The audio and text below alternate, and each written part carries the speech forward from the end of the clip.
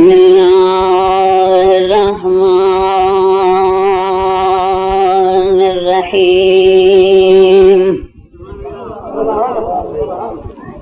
بسم اللہ وصلی اللہ علی محمد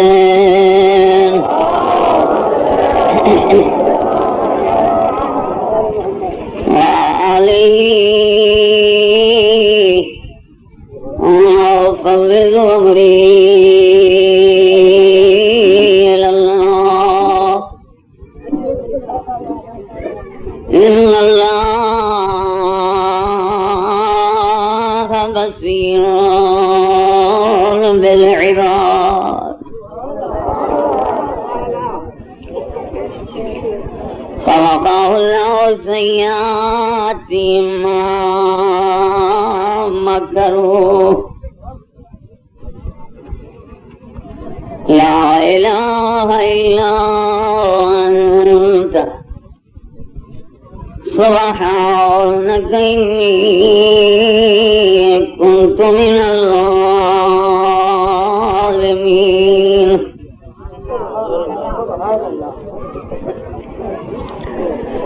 فاستجبنا له ونجيناه من الغم وكذلك ننجي المؤمنين حسبنا الله ونعم الوكيل نعم المولى ونعم النصير لا حول ولا قوة إلا بالله توكلت على الحي الذي لا يموت والحمد لله الذي لم يتخذ ولدا ولم يكن له شريك في الملك ولم يكن له ولي من الذل وكبره تكبيرا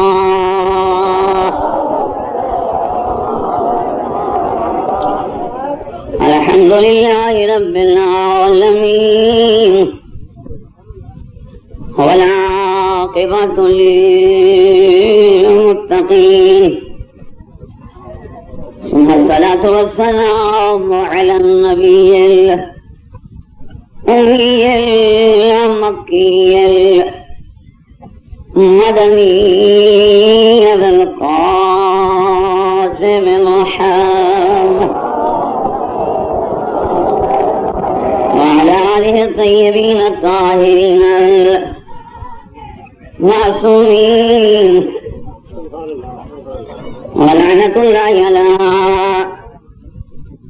أعدائهم أجمعين أما بعد فقد قال سبحانه وتعالى بسم الله الرحمن الرحيم أزلفت الجنة للمتقين الصلوات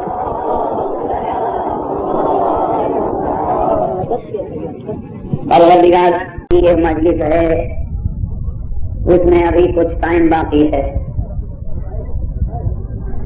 مولا مظلوم کی آپ نے شہادت سنی.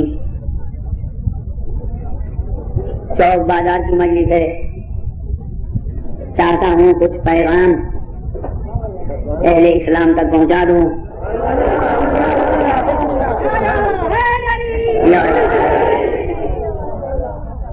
احباب اہل بیت، یہ زندگی کا پہلا موقع ہے کہ کچھ فضائل میں روز عاشور پڑھ رہا ہوں. اور یہ لوگوں کا تقاضا ہے، محل حقوق کو دیکھا جاتا ہے، اسی کی غرض سے کچھ معروضات پیش کیے جاتے ہیں۔ قرآن کو پڑھیے، بار بار پڑھیے، غور و فکر کیجیے، ایک چیز آپ کے سامنے آئے گی۔ قرآن میں عظمت اہل بیت محمد بیان کرنے کے بعد خالق کائنات نے ہر رفعت، ہر بلندی، ہر مقام، ہر مرتبہ جس گروہ کو عطا کیا ہے اس گروہ کا نام گروہ متقین ہے۔ اور جو میری جانب رہے اس گروہ کا نام گروہ متقین ہے۔ ارشاد ہو رہا ہے دنیا والوں ازلفت الجنت للمتقین، جتنی دیر پڑھوں گا قرآن پڑھوں گا۔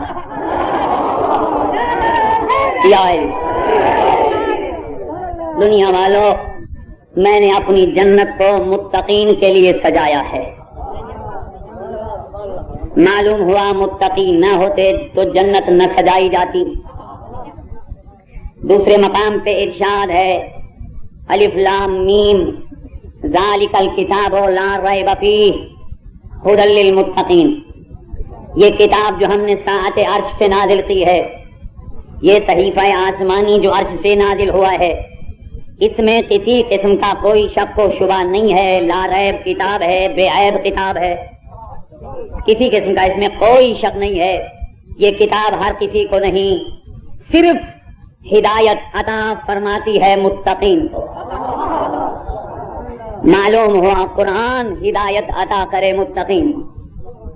تیسرا مقام ہے یوم، سورہ مریم میں ہے یوم نحشر المتقین الی الرحمن وفدا۔ اور دنیا والے روز حشر میری بارگاہ میں عزت و احترام کے ساتھ متقی آئیں گے۔ قرآن ہدایت عطا کرے متقین کو، جنت سجائی گئی متقین کے لیے، خدا کی بارگاہ میں عزت و احترام متقین کا سر اٹھانا، یہ ساری عزت، احترام، رفعت و بلندی سب متقین کے لیے ہے۔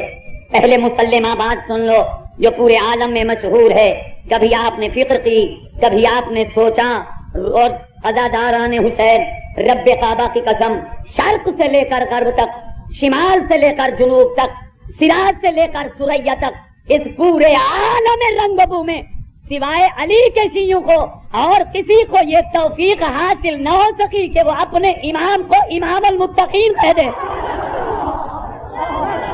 یا علی مولا سلامت رکھے۔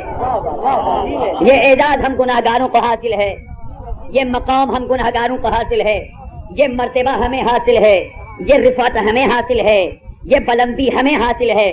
ہم ہر نماز سے پہلے ببانگے دہل اسپیکر پہ کھڑے ہو کر کے، گلدستہ اذان پہ کھڑے ہو کر کے ہم دنیا والوں کو بتلاتے ہیں، محراب و منبر پہ کھڑے ہو کر کے دنیا والوں کان کھول کر کے سن لو، اشہد ان امیر المؤمنین و امام المتقین، علی مومنوں کا امیر اور متقیوں کا امام ہے۔ اور کسی کو توفیق حاصل نہیں ہے، کسی کو توفیق حاصل نہیں ہے، یہ اعزاز ہم گناہگاروں کو حاصل ہے۔ اگر کسی کو توفیق حاصل ہے تو بتلا دے، یہ اعزاز ہمیں حاصل ہے۔ اب تقویٰ ہے کیا چیز؟ کیا یہ نماز صرف پڑھ لینا تقویٰ ہے؟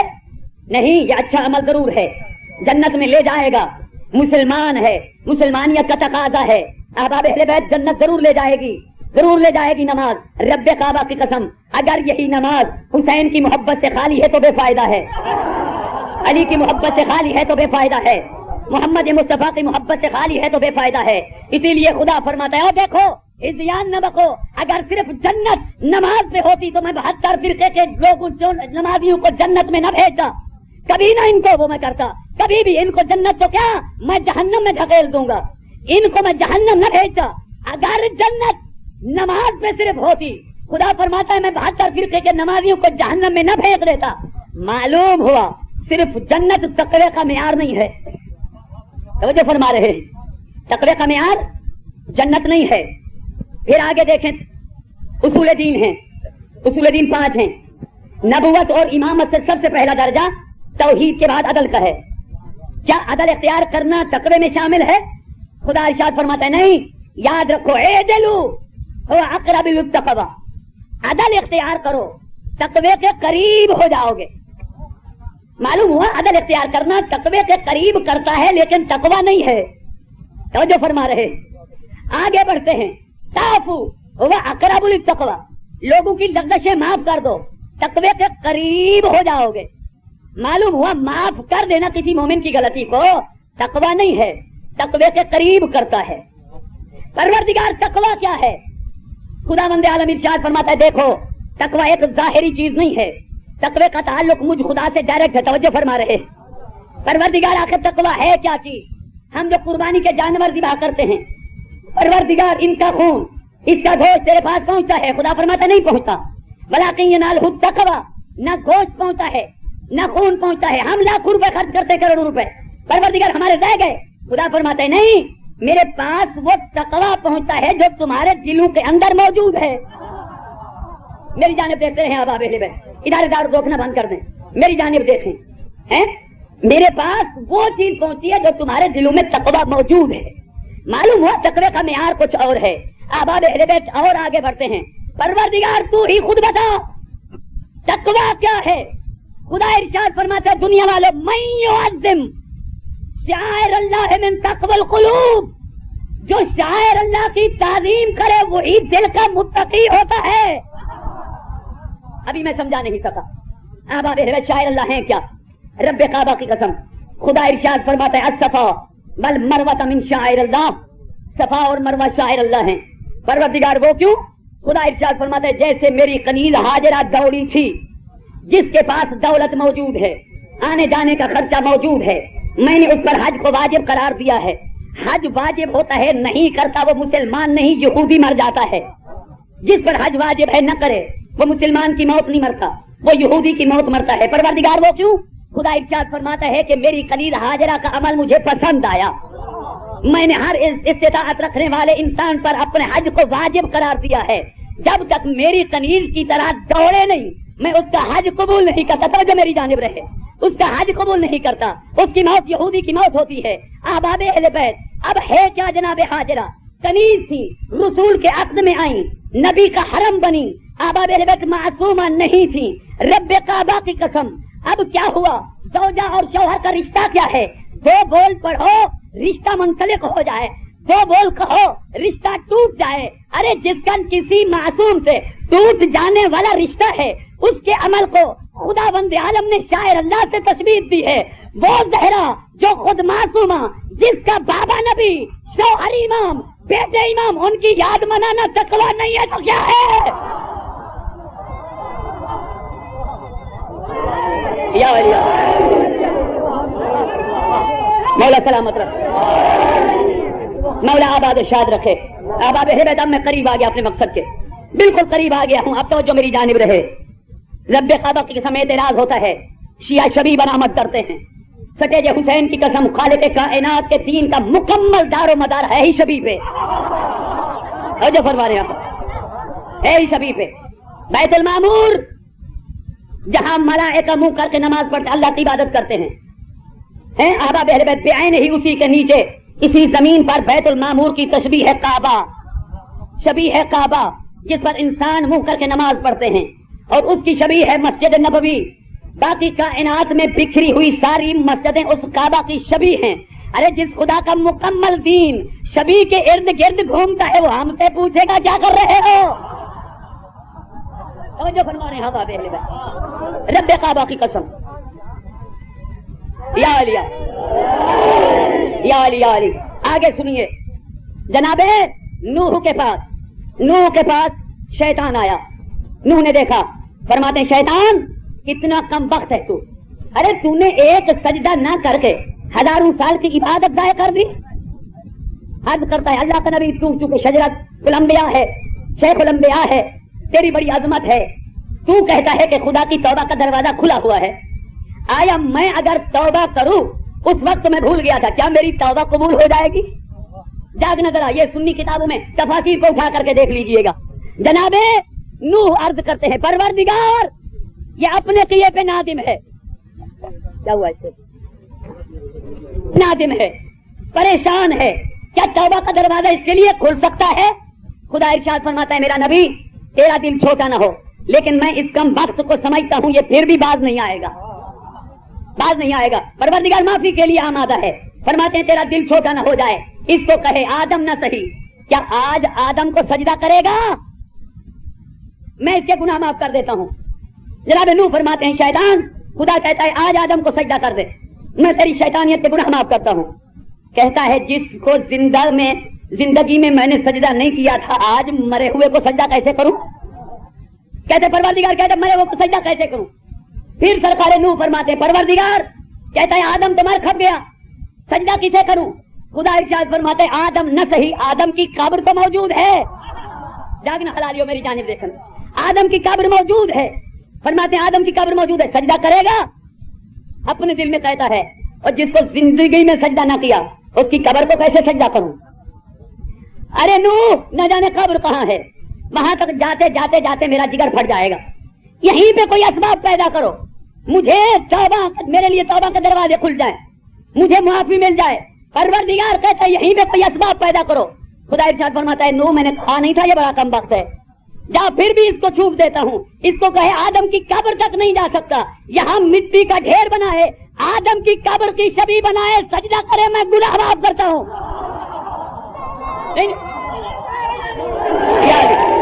اب نہیں، اگر شیطان آدم کی قبر کی شبیہ بنا کر کے سجدہ کرے، خدا کو اپنا وعدہ پورا کرنا ہے، ارے اب حسین کی شبیہ تعظیم کی بنا کر تعظیم کرے، ہمارے گناہ معاف نہیں ہوں گے۔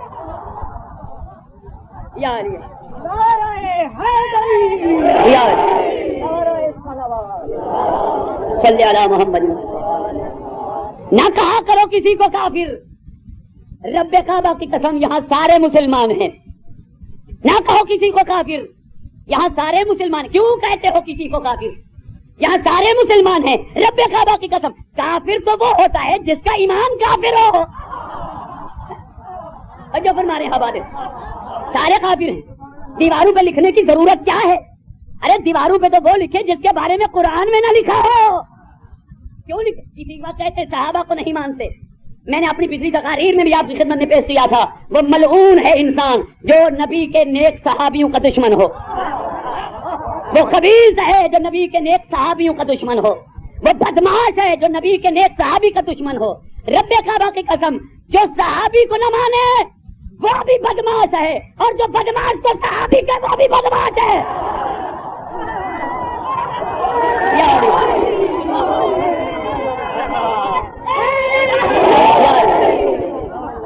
کیوں کہتے ہو کسی کو کافر؟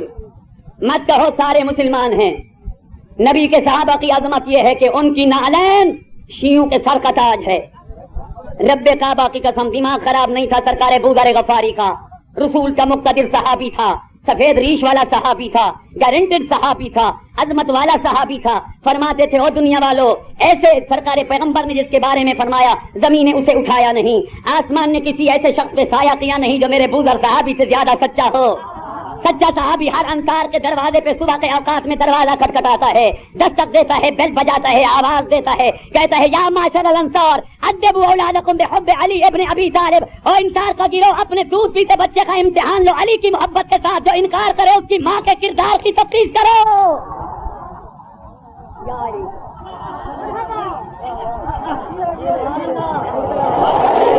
یا علی یہ عظمت والے صحابی ہیں۔ کس نے کہا تمہیں غلط فہمی ہے کہ صحابہ کو شیعہ نہیں مانتے؟ جھوٹ ہے، فریب ہے، یہودی لابی کا کمال ہے، ڈالر اور دینار کا کمال ہے، مسلمانوں کو لڑایا جا رہا ہے۔ ارے آج تجھے اپنی بہن کی پہچان ہے تو حسین کے صدقے، اپنی ماں کی پہچان ہے تو حسین کے صدقے، آج اپنی بہو کی پہچان ہے تو حسین کے صدقے۔ حسین ایسا عظیم بادشاہ ہے جس نے یزیدیت کے پہاڑ سے ٹکرا کر کے اس کو پارا پارا کر کے دنیا والوں کو تمیز سکھائی۔ اور دنیا والوں مجھ سے پوچھو حق کسے کہتے ہیں اور باطل کسے کہتے ہیں؟ توجہ فرمائی آپ نے، حقیقت کسے کہتے ہیں اور غیر حقیقت کسے کہتے ہیں، یزیدیت کسے کہتے ہیں، حسینیت کسے کہتے ہیں؟ بابا اس کو کیا ہوا؟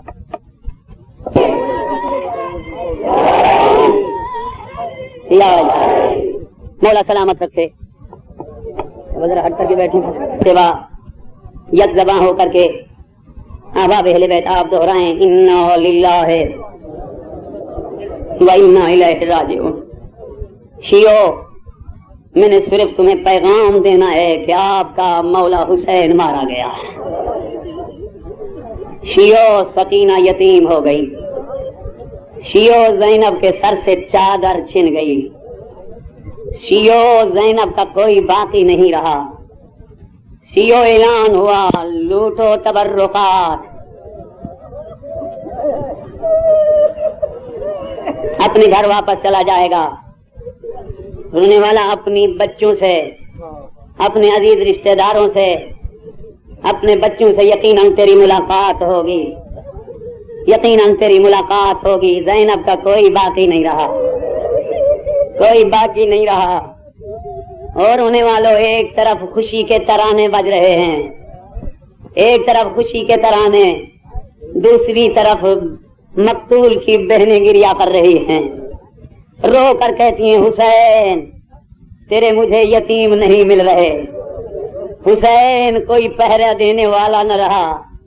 مقتل کی جانب بلاتی رہی میرا پردہ کون بچائے گا. اور میں قربان جا.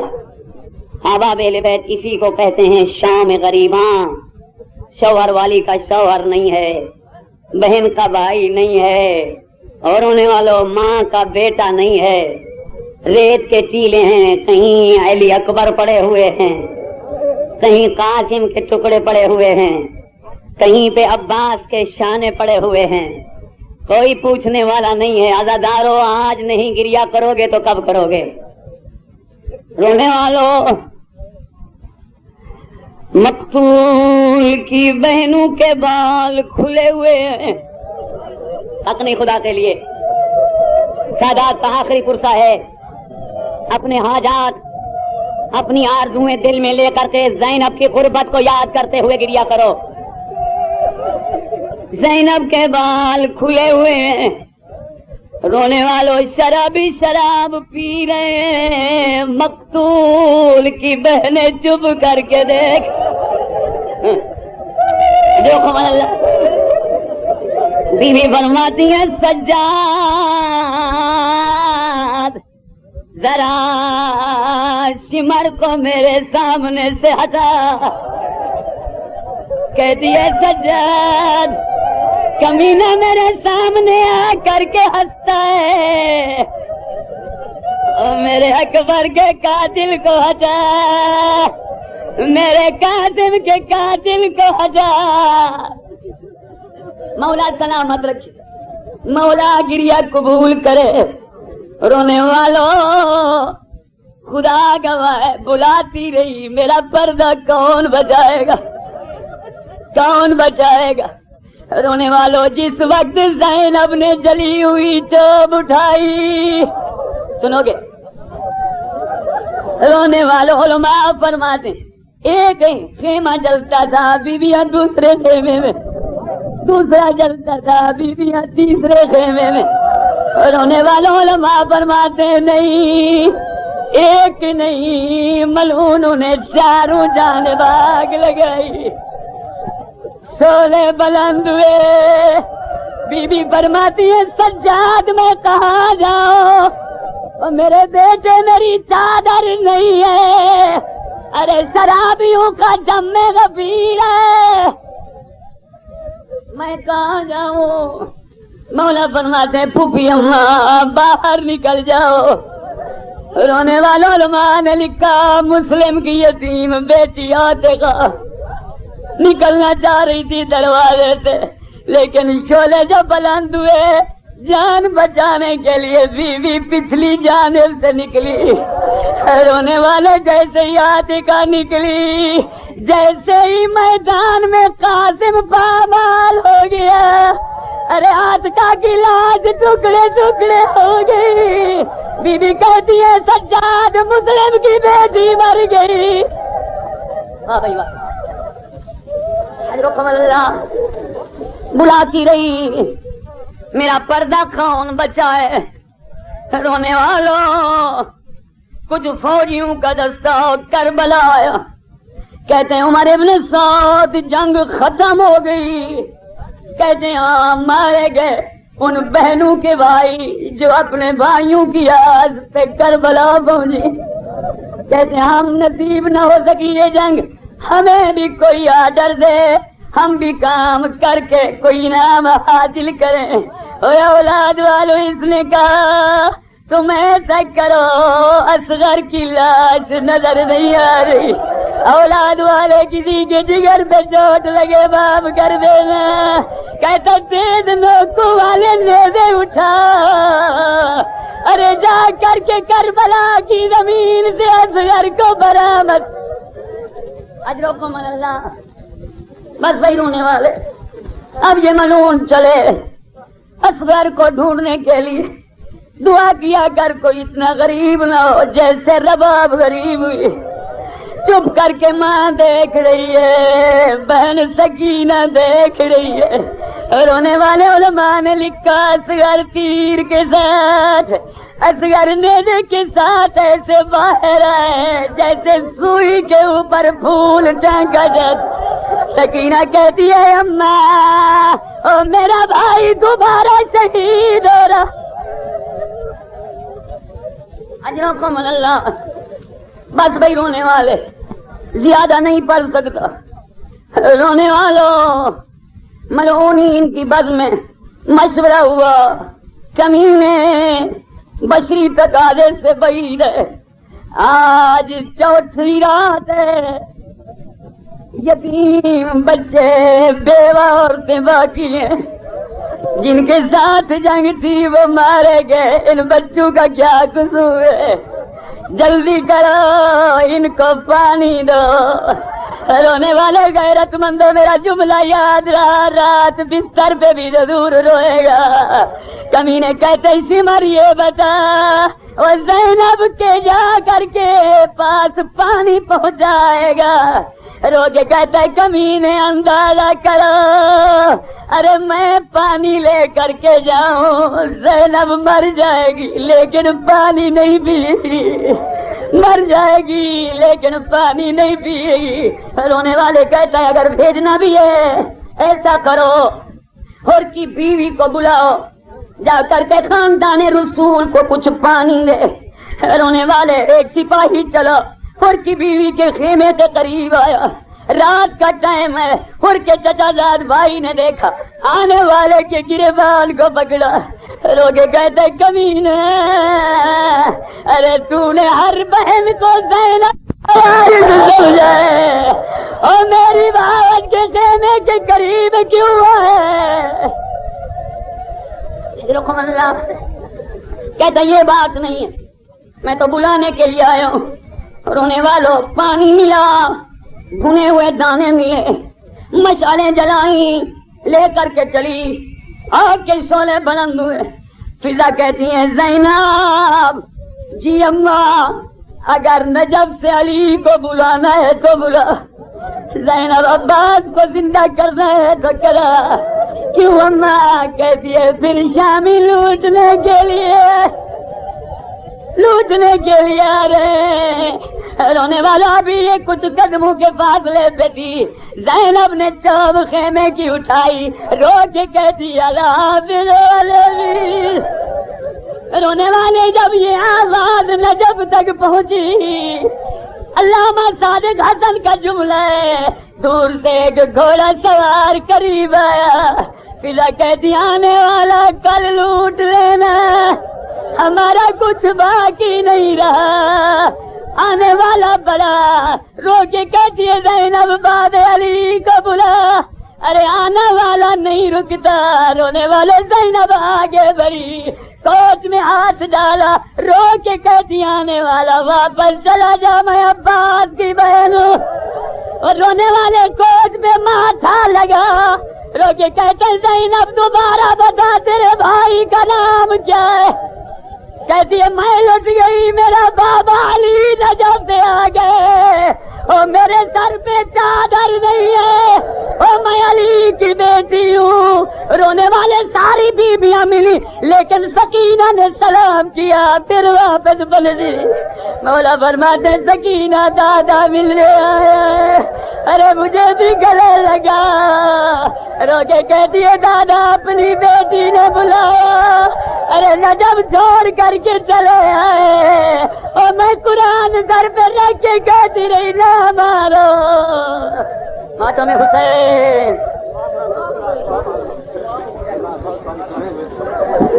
پروردگار سرکار زینب کی غربت تواش, پروردگار اس غربت والی شب کے صدقے میں اس بز میں جتنے مومن حاضر ہیں ان کے نیک حاجات کو قبول فرما. پروردگار و وسیلہ اہل بیت محمد ہم گناہگاروں کی التجا کو قبول فرما. پیاسی سکینہ